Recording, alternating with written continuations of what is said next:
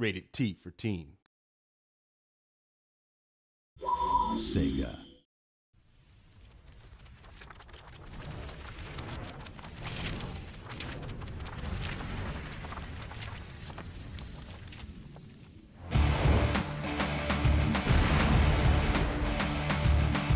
My favorite Hulk moment was very early on, probably in the first issue, when he first turned into the Hulk.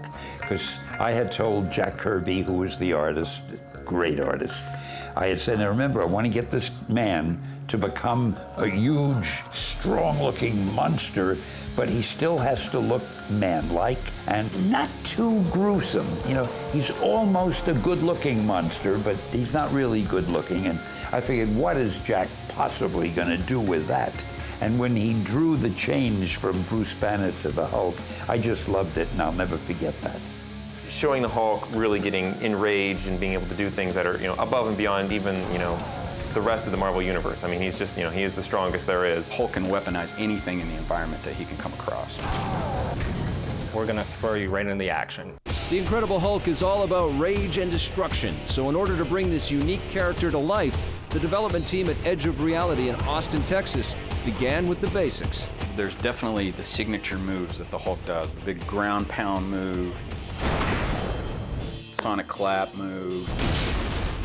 Pick up pedestrians and throw them across the street, and picking up a taxi cab and smashing it into a building until the building comes down. Complementing these classic moves, Edge of Reality has introduced an accomplishment system known as feats. Well, as you go through these feats, you need to earn a certain number of them. And let's say it's 4. When I hit the number 4 on the feats, it will unlock a certain ability in the game, or give me access to new things in the game that I didn't have before. In addition to the feats, the Incredible Hulk can also use the environment to his advantage. Climbing on the buildings is actually really fun and easy to do. He can weaponize a lot of stuff. He'll learn to use new weapons as the game goes on. He can take down a street lamp and then pick it up and use it like a baseball bat. Then you pick up the pole and you throw it like a spear.